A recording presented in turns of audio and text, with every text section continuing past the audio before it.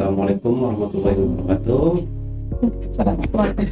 Alhamdulillah kita kedatangan sumber yang spesial ya, dari Kia Garu ya, ada Pak Agus sebagai direktur ya Pak ya, dari Kia Garu yang beserta dengan Cia, alumni dari ATPA SMK Situmaja tahun 2024. Iya. Jadi baru beberapa bulan lulus ya, dan sekarang tengah menjalani magang di Kia Garu ya. Jadi APK, berbentuk APK ya, untuk pelatihan lulusan SMK yang berangkat kerja ataupun magang ke Jepang ya Pak, di 14 bidang, khususnya yang paling utama pertanian ya Pak ya. Tapi ada bidang lain juga ya, termasuk FPL tadi. Nah, sebelum berangkat ke Jepang, ini perlu apa saja Pak yang harus dipersiapkan oleh para siswa mungkin ya, setelah nanti alumni yang tertarik ingin berangkat ke Jepang, itu seperti apa Pak? Siap. Jadi itu ada beberapa persyaratan Pak, dari mulai usia. Itu rata-rata kalau magang itu minimal 18 tahun. 18 tahun? Ya, jadi 18 tahun, minimal SMA, SMK sederajat gitu. Jadi kalau SMP tidak bisa. Tidak bisa. Kemudian tidak boleh bertato atau bertindik. Tidak boleh patah tulang. Walaupun ada patah tulang, dipastikan dari dokternya apakah udah bisa beraktivitas atau tidak. Kemudian nanti ada, kalau di magang itu ada beberapa persyaratan tinggi badan. Kalau perempuan 150, laki-laki 155, itu paling minimal. Masuk berat badan ya, berat badan minimal berapa Pak? Itu perempuan itu 49 ya, diusahakan harus bisa naik ya, di 49, laki-laki di 52 lah, 53 ya. Itu berapa persen untuk magang. Tapi kalau untuk bisa kerja itu nanti tidak hanya itu, nanti lihatnya dari fisik. Nanti dari itu kesemaptaan, nanti dilihat juga dari fisik olahraga. Misalkan push up 35 kali, sit up 35 kali, sprint 100 meter, lari 3 kilo. Fisik harus kuat ya Pak? Fisik harus kuat. Jadi memang harus disiapkan, fisik harus kuat. Kemudian dari mental, nah itu mental karena kan harus ada 30 kan Suseno Kokoro Gamae. Itu ada aturan yang di Jepang itu, sebagai peserta pelatihan itu ada 30 aturan. Contoh salah satunya Kishoko Momorimas, mematuhi peraturan. Itu yang paling pertama, kalau mau ke sana berarti harus taat terhadap aturan semua yang sudah diatur. Dan nanti di LPK kita selalu coba simulasikan. Nah, usia rata-rata magang sampai 30 tahun, tapi kalau bisa kerja itu bisa sampai 45 tahun Pak. Bahkan ada engineer, tenaga ahli ya. Tapi kalau tenaga ahli memang syaratnya minimal D3 ya. D3. Kalau SMK paling sampai bisa Tokutegino. Seperti itu. Dan dari 30 aturan itu Pak, yang paling penting itu apa? Ya kalau diurutkan tadi mematuhi peraturan Pak. Yang paling penting itu yang pertama mematuhi aturan. Iya. Baru nanti step selanjutnya ada iya. Ini gambarannya. Itu dari persyaratan fisik, mental, disiplin. Kemudian ada persyaratan administrasi tadi dari kalau bisa kerja kan 2 sertifikat tadi gitu. Dan step itu rata-rata ya kita latih, kalau magang itu 3 bulan. Kalau bisa kerja itu 4 bulan, itu paling minimal. 4 bulan. Pelatihannya ya, gitu. Pelatihannya. Iya. Nah, setelah itu apakah itu langsung dijamin berangkat atau ada prosedur tes lagi Pak? Jadi ini kan ada 2 Pak ya. Ada 2, yang pertama adalah pelatihan siapan untuk diinterview. Jadi proses kedua adalah proses interview. Sehingga nanti yang disiapkan memang dari fisik, mental, disiplin, bahasa, karakter, budaya, masuk persiapan interview. Nah, jadi step kedua itu nanti kalau sudah berlatih itu diinterview oleh perusahaan Jepang, gitu. Nah, langsung dari Jepang ya? Langsung dari Jepang melalui online. Jadi sekarang kan udah online ya, jadi diinterview dan kalau dia lulus nanti kan ada namanya MCU, Pak.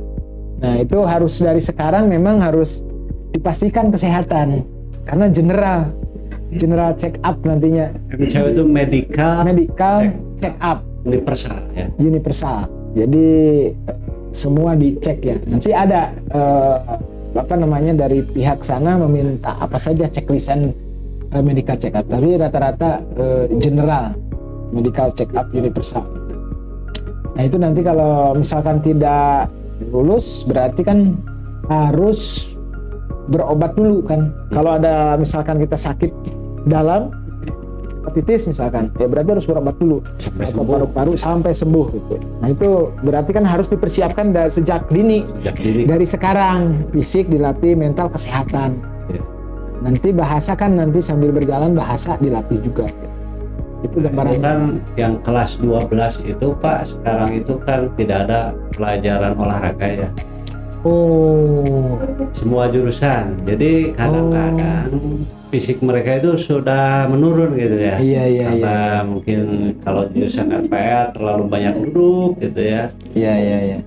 Kalau di pertanian mungkin ya olahraga terus ya di lapangan. Tetapi yang untuk anak-anak RPA ini karena olahraga sudah tidak ada di kelas 12 gitu ya. Jadi fisik mereka itu boleh dibilang kurang lah ya, kurang fit gitu lah. Kurang fit itu ketika ada cuaca misalnya hujan, kena hujan sedikit, langsung batuk, pilek. Nah, itu kan dari segi apa ya, soft skill ya Pak ya? Ya, soft skill. Nah, dari hard skillnya sendiri apa yang paling utama diperlukan sebelum berangkat, yang ingin berangkat ke Jepang? Ya. Nanti tergantung dari job apa yang diambil. Kalau misalkan yang jelas fisik, mental, disiplin itu hampir semua job itu wajib.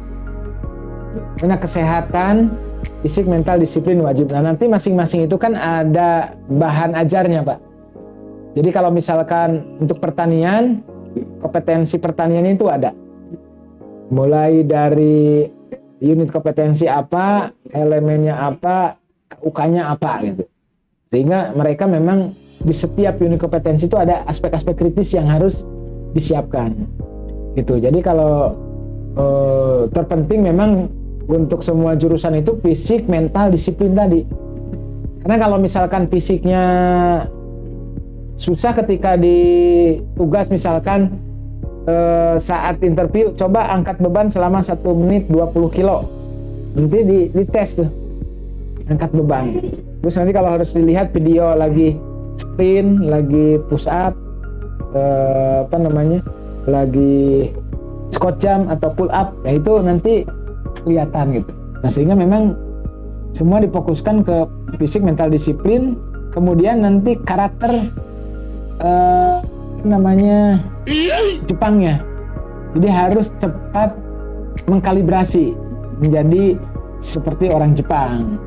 Baik itu dalam yang paling beda itu Pak, segi karakter orang Jepang dan orang Indonesia itu seperti apa? Yang paling beda itu orang Jepang itu ekspresi, Pak. Ekspresi dari gerakan tubuh. Dari gerakan tubuh gitu. Jadi kalau ketika bilang siap, tidak bilang siap saja, mereka posisikan siap. Terus ketika bilang minta maaf, mereka sudah dari gerakan saja sudah ini. Jadi memang mereka ekspresif ya. Jadi perbedaan dengan kitanya di situ sebenarnya. Kita pun sebenarnya sama saja, cuman kita kurang ekspresif saja. Ketika minta maaf kan tidak kelihatan minta maaf tuh. Maaf, memang gitu aja kan. Itu. Jadi kalau di sana lebih benar-benar bahasa tubuhnya itu mereka pakai. Kalau dari pembicaraan, dari voice speak ya, speak mungkin orang Jepang sedikit ya Pak, sedikit berbicara ya, atau sama saja seperti orang kita. Kalau orang kita kan ada yang ngerumpi dan lain sebagainya gitu. Kalau di sana bagaimana? Ya, jadi kalau Jepang itu efisien. Jadi kalau menjawab sesuai dengan pertanyaan. Kalau kita kan jawab pertanyaan A, jawabnya sampai Z gitu. Kalau di sana memang simpel Pak. Jadi kalaupun bertanya simpel, menjawab simpel, berdiskusi rapat pun simpel. Jadi memang sesuai dengan apa namanya, karena sibuk. Masalahnya sibuk gitu. Kalau acara-acara itu sibuk. Jadi dengan efisiennya ucapan mereka tambahkan dengan gerakan resip tadi. Betul. Nanti kalau di interview juga nanti lebih banyak melihat ekspresi kita Pak. Gitu. Ketika perkenalan, namanya Nandeska, ketika ada kesalahan harus segera minta maaf, tidak boleh beralasan, dengan suara yang lantang tapi tidak keras. Lantang itu berarti kan gas gitu kan. Gas. Itu nanti interview kan. Nah, sampai saat ini Pak, dari SMK mana saja Pak yang sudah ikut berlatih di perusahaan Bapak? Kalau untuk wilayah Majalengka itu ada dari Talaga yang BIT, kemudian ada dari SMK Maja, kemudian dari Pangandaran, kemudian dari SMK Bantarujung. Ini yang wilayah Majalengka ya. Kemudian ada yang dari SMK Raja Galuh, Jati 7 ya, Cigasong, Babakan Jawa gitu. Jadi ada beberapa, memang ada hampir ada 10 sekolah yang sudah bekerja sama di wilayah Majalengka. Tapi karena Okia Garu tidak hanya di Majalengka, termasuk misalnya ada di cabang-cabang lain. Ya, dari beberapa titik. Kayak saya di Cianjur itu dari Kalimantan, Sulawesi, Medan gitu. Nasional.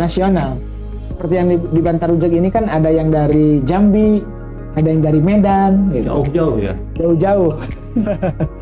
Gitu. Mungkin sudah ratusan ya Pak ya yang mengikuti latihan di Okia Garu ya. Di Jepang pun sudah ratusan Pak. Sudah ratusan. Iya. Banyak yang sekali ya. Sudah diberangkatkan dari Okia Garu ini ke berbagai perusahaan ya. Oke. Yang paling menantang apa Pak dari melatih para siswa ini, para alumni SMK ini? Yang paling menantang ini ada alumninya ya. Jadi yang paling menantang memang ini kan generasinya beda Pak. Dengan saya waktu dulu yang tidak kenal dengan gadget. Jadi memang konsentrasi mereka terbagi gitu. Sebenarnya simpel, belajar bahasa Jepang bisa 3 bulan selesai gitu kan. Tapi mereka harus menempuh 4, 5, 6 bulan. Kenapa? Tadi konsentrasinya terbagi. Jadi memang ini tantangan.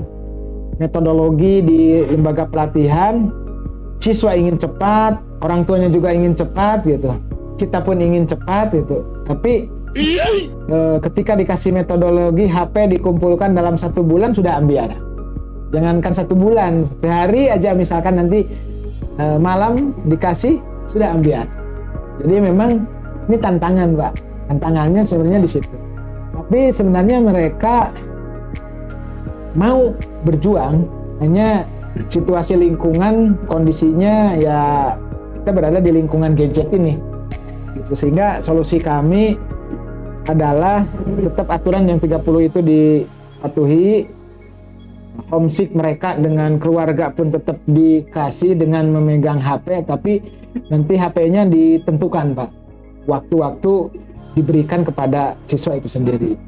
Karena ketika dikumpulkan kadang jadi ambiar, bahkan banyak mengundurkan diri juga. Nah ini tidak sampai lulus, tidak sampai tuntas. Tidak sampai tuntas, itu baru beberapa hari karena berat tidak tahu apa yang di dalam masalahnya, apakah karena keluarga atau pacarnya mungkin karena HP-nya nggak bisa komunikasi sehingga konsentrasinya biar gitu. Nah ini kita dibuat model-model simulasi per hari, dikasih saat pembelajaran diambil, saat beristirahat diberikan gitu. Ini tidak hanya tantangan ini Pak, sekarang itu beda dengan anak muda zaman dulu itu dalam hal merokok. Sekarang lebih banyak yang merokok ketimbang yang tidak merokok. Kalau dulu kan terbalik, yang merokok sedikit, yang tidak merokok banyak. Kenapa ini menjadi tantangan? Karena banyak perusahaan Jepang yang minta itu tidak boleh merokok. Kenapa? Karena kotor Pak. Merokok anak-anak itu kotor, misalkan sampahnya dilempar, atau bahkan ini air minum dipakai asbak. Sehingga memang banyak kejadian-kejadian di perusahaan Jepang mau menerima yang tidak merokok. Nah sehingga memang kalau teman-teman merokok ya harus merokok ganteng gitu. Jadi paham ada smoking area, bagaimana menjaga. Karena kan Jepang itu dengan sampah sangat ini ya, sangat perhatian dengan kebersihan. Sehingga ketika orang peserta itu perokok, itu udah ini menjadi catatan.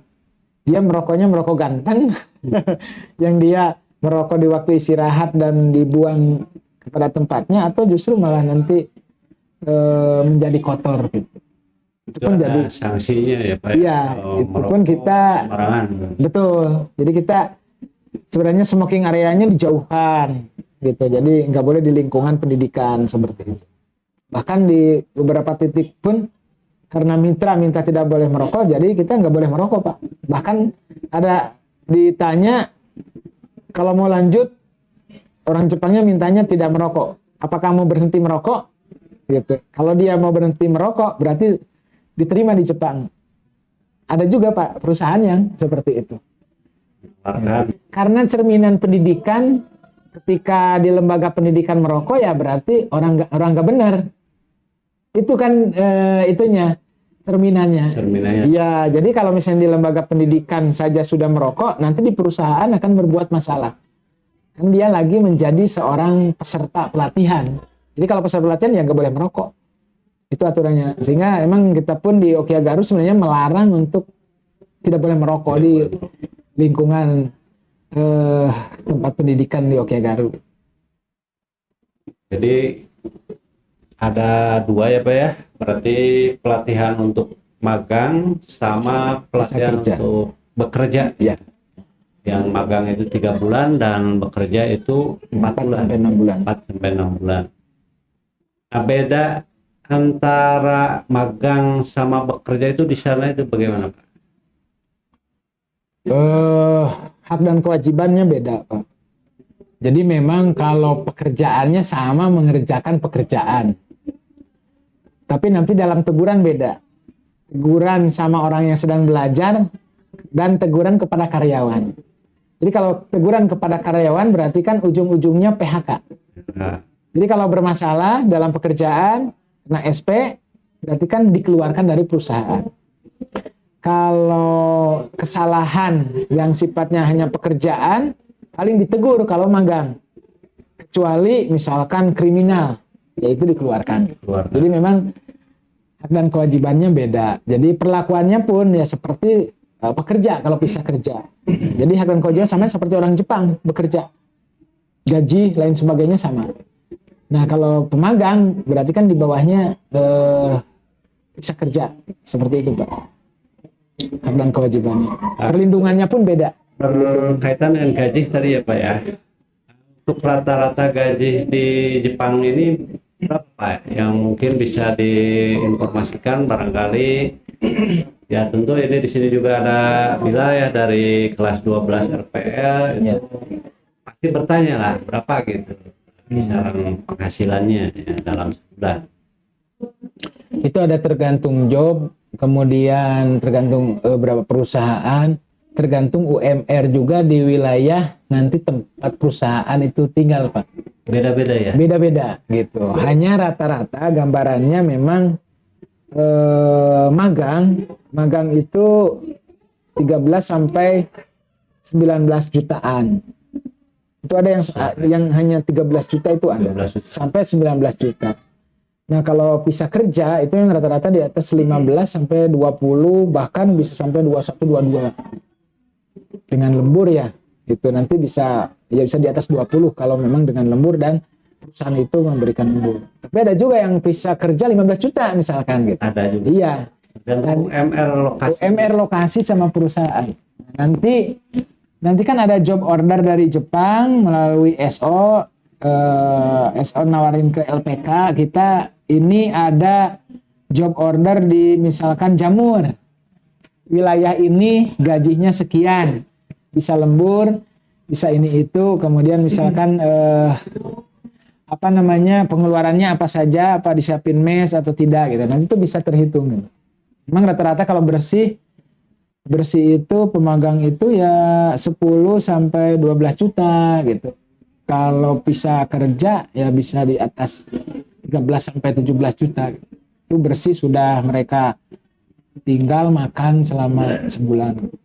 Cukup besar ya Pak ya, dibandingkan dengan lulusan SMA, SMK yang bekerja di dalam negeri ya Pak. Betul. Bisa menabung ya. Itu berapa tahun Pak kontrak magang atau kerja di Jepang itu? Itu kalau kontrak magang itu rata-rata 3 tahun. Rata-rata 3 tahun. Bisa kerja pun 3 tahun dulu, nanti ditambah lagi sampai 5 tahun. Jadi bisa kerja itu ada 2, Toko Tegino namanya ya, Toko Tegino 1, Toko Tegino 2. Jadi nanti bisa menyelesaikan sampai 5 tahun, nanti lanjut lagi sampai 10 tahun. Gitu. Nah kalau magang 3 tahun ya dia harus pulang. Dan magang itu 1 kali, tidak boleh selama seumur hidup. Tidak bisa diperpanjang gitu Pak? Ya, tidak bisa. Jadi kalau magang kontrak sekali harus pulang dulu, kemudian ke sana tidak boleh magang lagi. Jadi pisah magangnya hanya sekali. Oh. Nanti sisanya bisa kerja. Ya. Mungkin nanti ya menyelesaikan dulu kontrak tadi. Gitu. Ini tertarik bila mau tanya barangkali tentang silakan ini. Nah yang menarik itu kan di sini ada alumni kita ya dari SMK Maja, pelatihannya sudah selesai. Teh Jia ya, Teh Jia sudah selesai Teh Jia. Udah 3 bulan. Terus sekarang ngelanjutin lagi yang 3 bulan. Berarti yang untuk bisa kerja ya Pak ini. Target bisa kerja. Targetnya bisa bekerja gitu ya. Nah, yang dilakukan di sana apa aja, Regia? Kan belajar tuh 1 hari, seminggu tuh. Ya. Belajar 1 minggu. Terus kalau hari Sabtu ada tuh jadwal kelahan. Gimana ya, nguji mental deh. Kan takut ya. Mentalnya, terus cara bekerja Jepangnya kayak gimana tuh. Jadi udah disiapkan dari sekarang gitu. Jadi kalau di Jepang nggak kaget banget. Jadi lebih ke melatih mental sama fisik ya Pak ya, di Garu ini. Tadi gaji sudah ya Pak ya. Gaji cukup besar ya untuk lulusan SMK. Jadi bisa nabung lah. Bisa nabung. Bisa punya buat modal barangkali. Betul. Mau berwirausaha ya. Nah sekarang bisa dijelaskan tidak sedikit gambaran tentang bagaimana sih di sana itu bekerja di bidang pertanian, apakah misalnya menggunakan membajak sawah, kalau di sini pakai kerbau gitu ya, kalau di sana itu bagaimana nyemprot, panen dan lain sebagainya, mungkin ada perbedaan tentunya ya Pak ya. Ya. Jadi pertanian Jepang dengan pertanian Indonesia secara general Pak ya. Jadi kalau secara petani Indonesia, petani Jepang itu sebenarnya sama Pak. Apalagi orang tua kita terdahulu itu sama. Karena mereka mengkalibrasi terhadap kondisi suhu, kelembaban gitu kan, artinya mengkalibrasi terhadap cuaca. Jadi bertani di Jepang itu ketika magang di sana berarti kan harus berteman dengan matahari, harus berteman dengan hujan. Jadi kalau hujan-hujanan sebenarnya kan jadi sehat, sorot matahari kan jadi sehat kan gitu. Apalagi kemarin pandemi aja suruh berjemur, artinya kan sehat. Kemudian harus mengkalibrasi terhadap efisiensi efektivitas mekanisasi. Jadi kita harus menjelma menjadi mesin traktor gitu. Kecepatan mesin traktor dengan kita harusnya sama. Karena traktornya kan ditunggangi kita ataupun dikendarai kita.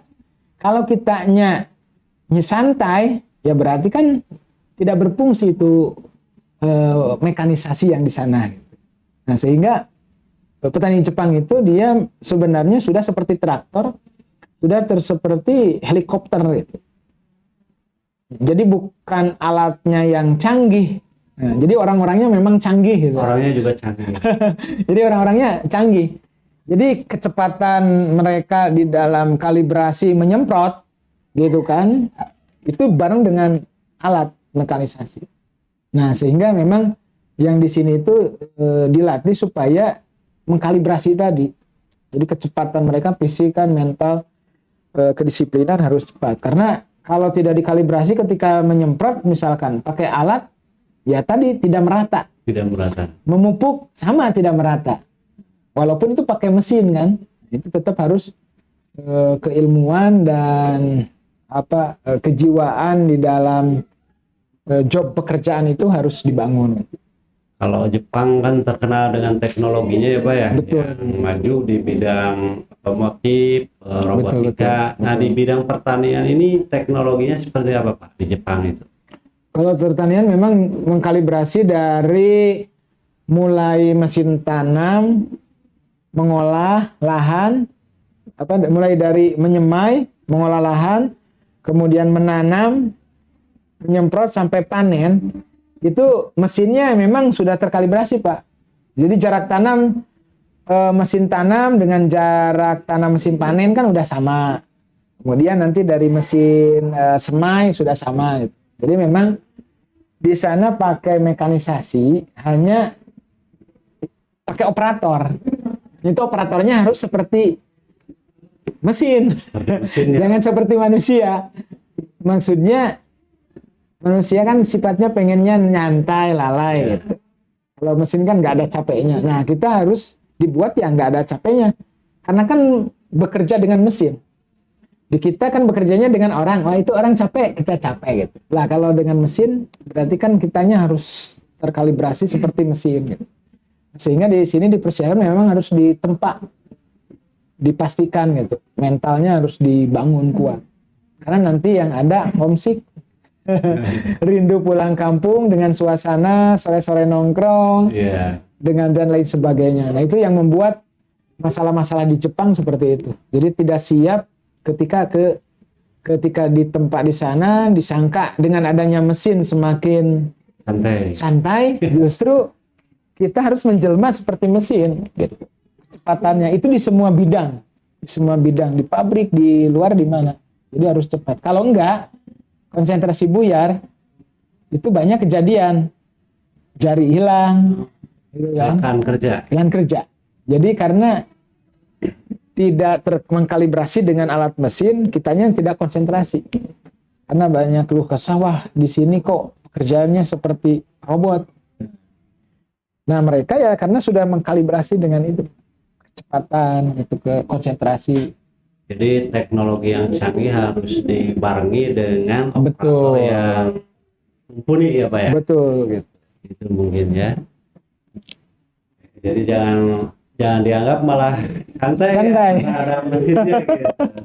Itu harus bareng dengan mesin. Harus bareng gitu.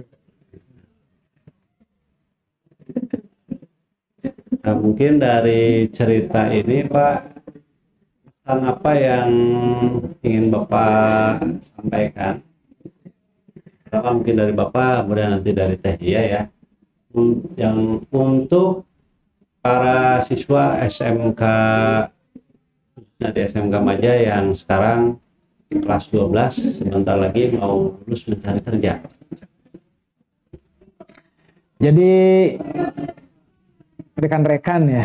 Jadi karena saya pun merasa muda dan saya alumni juga kan di sini sebagai alma mater yang sama walaupun mungkin beda jurusan, tapi saya dilahirkan istilahnya 3 tahun di tempat di lokasi di sekolah ini. Ke depan ini teman-teman sudah banyak dimudahkan dengan industri 4.0, yaitu dengan adanya sentuhan kecerdasan artifisial. Banyak kecerdasan di luar sana, bukan di otak kita, yang sudah dipersiapkan dan ada di hadapan kita sekarang ini. Nah, pesan yang pertama adalah kalibrasi kecerdasan alat itu kepada otak kita, gitu. Jadi jangan sampai alatnya cerdas, kitanya celepeng. Jadi kecepatan alat traktor itu harus kita mampu membaca dengan seksama. Walaupun kita hanya sebatas operator traktor, tapi benar-benar yang kompeten di dalam mengerjakan itu. Itu yang pertama. Kemudian yang kedua, kami tidak menyalahkan juga sebagai senior istilahnya yang sudah terdahulu ya pada teman-teman yang sekarang posisi sekarang, karena digitalisasi hadir, kemudian kita merasa dimudahkan sehingga kita tidak mau berjuang. Banyak sebenarnya kekurangan dan kelebihan dari adanya Android, adanya industri 4.0 ini. Nah, kita harus bijak gitu. Hadirnya di sini kita bijak. Yang terpenting teman-teman itu melatih diri dari pengetahuan, keterampilan dan sikap kerja. Dan yang paling utama adalah harus ada mentor.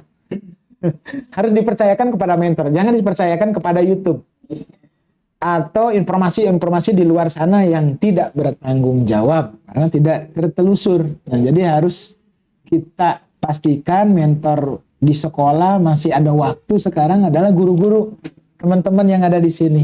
Minta arahan, minta support, dukungan dan juga doa, karena yang kurang di teman-teman sekarang itu adalah keberkahan.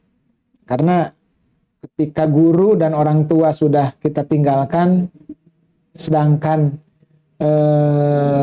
Google dan YouTube dijadikan guru teman-teman, ya wassalam, gitu kan? Itu tidak menjadi nilai keilmuan buat teman-teman. Sehingga kelebihan teman-teman sekarang ini dengan kreativitasnya, kelebihan alat dengan industri yang hadir pada kesempatan ini diimbangi juga dengan karakter dan kejiwaan. Dan kita bisa belajar dari orang tua teman-teman dan juga guru-guru yang sekarang. Mumpung masih ada.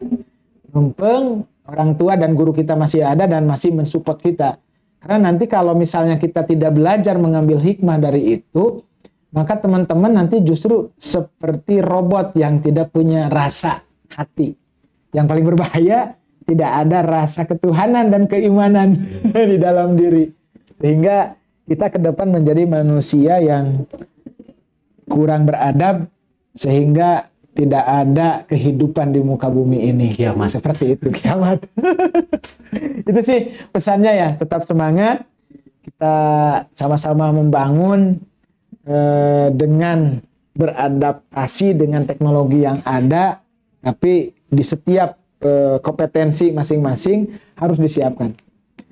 Kemudian yang selanjutnya ini memastikan kompetensi diri. Kadang kita di jurusan pertanian, kompetensi kita misalkan menjadi MC gitu. Yeah. Nah itu kan pasti banyak ditemukan. Nah, karena kalau pekerjaan itu sudah menjadi hobi, itu yang akan menjawab nanti. Menjawab masa depan. Sehingga kalau misalkan kita punya kompetensinya 3 tahun di ATPH, tapi senangnya misalkan tari nih, seperti ini tari, itu nanti akan ketemu bagaimana makna 3 tahun itu dipakai di dalam hobinya gitu. Saya dulu cita-cita ingin jadi penyuluh, terus tidak masuk di Politeknik Penyuluh Perbankan dulu gitu, tapi alhamdulillah buat P4S, lembaga diklat swadaya, jadi penyuluh juga gitu. Nah, karena passion dari hobi yang tadi dimaksimalkan dengan ilmu pengetahuan itu akan terjawab. Baik nanti teman-teman jadi job seeker atau job creator. Job seeker itu berarti kan pekerja profesional atau wirausahawan, job creator. Itu barangkali. Tetap semangat, gambar kudasai. Jadi dari yang Bapak sampaikan tadi, yang pertama adalah hikmah ya Pak ya. Kita harus mengambil hikmah dari guru dan orang tua, mentor lah di sini ya. Karena dari YouTube itu kadang-kadang atau dari Google kadang-kadang informasi itu sampah ya Pak ya. Dan ada juga yang menyesatkan. Tidak semuanya informasi yang ada di YouTube dan Google itu betul atau benar hierarkinya ya.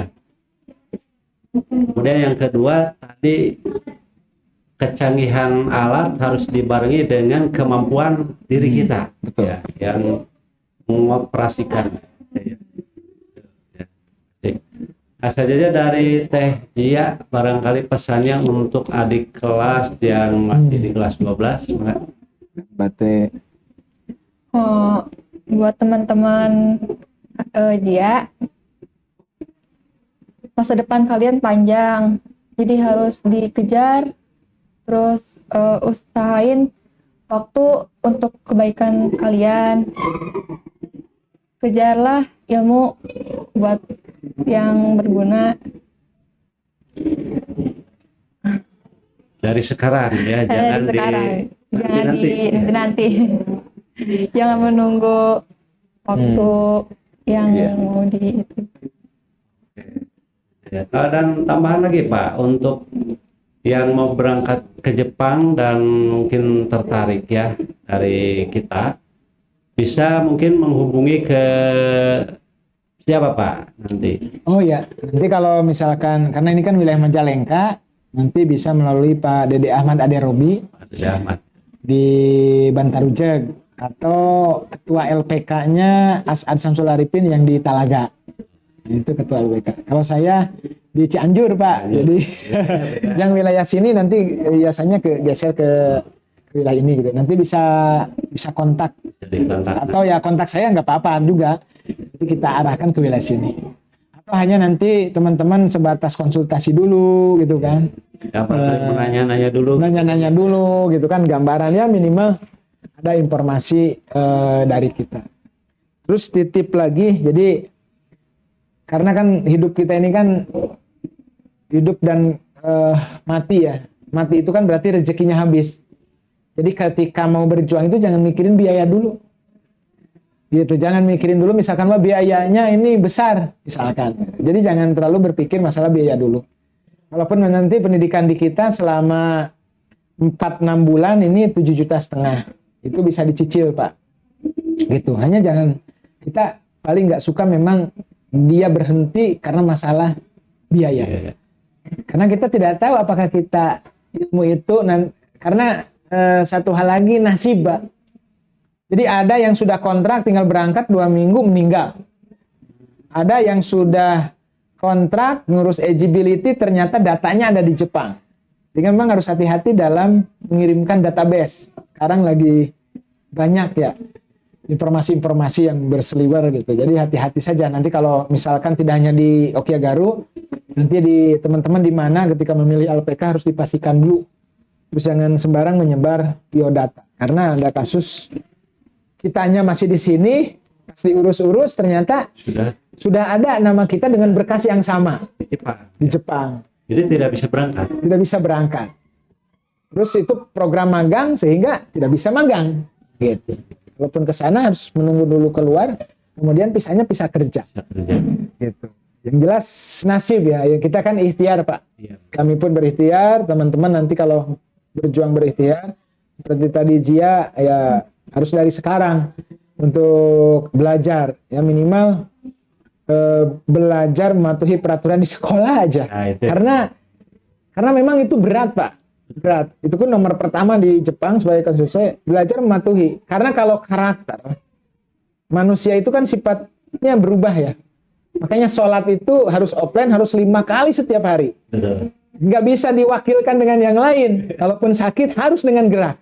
Kenapa? Karena sifat kita seperti itu. Makanya harus dilakukan berulang-ulang. Jadi nggak bisa kalau misalnya kita 4 bulan merubah karakter patuh misalnya. Sehingga sini ada waktu dari sekarang merubah karakter itu dari sekarang gitu, dari sejak dini. Nanti akan terasanya kebiasaan nanti setelah keluar dari sekolah atau nanti di pekerjaan. Rasa manfaatnya. Terasa manfaatnya. Gitu. Dan untuk lowongannya atau kuotanya masih banyak ya Pak ya? Berapa masih terbuka lebar gitu ya? Sampai 2040 itu kan 6 juta Pak. 6 juta orang. Ya? Iya, itu 14 bidang. 6 juta kan banyak sekali. Banyak sekali ya. Tapi kan kita berebut dengan negara-negara lain. Kita urutan ke 5 lah. 5-6 kita dari negara-negara lain kan apa namanya yang ke Jepang gitu. Baik bisa kerja ataupun bisa magang. Sehingga memang masih sangat terbuka. Yang susah adalah ketika kesempatan ada, kitanya belum siap. Kita yang belum siap. Ketika ada job di sini, misalkan di perangkat lunak ada job nih, harus punya 2 sertifikat atau sudah pernah magang, kitanya belum magang. Fisiknya harus seperti ini, kitanya belum siap fisik gitu. Nah, yang namanya kesuksesan itu ketika ada kesempatan, kitanya siap. Karena kalau kesempatan mah kita orang muslim kan setiap detik kan itu jadi kesempatan. Ada, selalu ada aja. Kalau kesempatan itu ada sebenarnya. Yang jadi masalah tidak menyatu itu adalah kesiapan kita. Kita sendiri ya. Kalau siap satu itu kesempatan datang terus gitu. Iya. Cuman kitanya kapan mau mempersiapkannya kalau bukan dari sekarang gitu. Jadi memang harus dari sekarang kita siapkan. Jadi ketika ada kesempatan datang itu sudah ngeklik dengan kesiapan kita. Kita langsung ambil. Untuk ambil gitu. Tidak Seperti perlu itu. mempersiapkan ya. Ya. Mungkin itu ya Pak ya. Terima kasih Sama-sama. narasumber Pak Agus dan Renjia dari PT Kia Garup yang bergerak di bidang pelatihan. Buat teman-teman yang ingin bertanya-tanya mungkin ya penasaran bagaimana ke Jepang itu dan lebih lanjut lagi, nanti mungkin bisa menghubungi Pak Agus atau Pak Dede ya. Siap. Yang perwakilan di wilayah Majalengka. Siap. Cerita ini sangat bermanfaat sekali Pak buat kita yang di sekolah. Ucapkan banyak-banyak terima kasih. Semoga dilimpahkan rezeki yang Amin. limpah buat Bapak dan kesehatan ya buat Amin. sekeluarga. Terima kasih. Kita akhiri pertemuan ini. Assalamualaikum warahmatullahi wabarakatuh. Waalaikumsalam warahmatullahi wabarakatuh.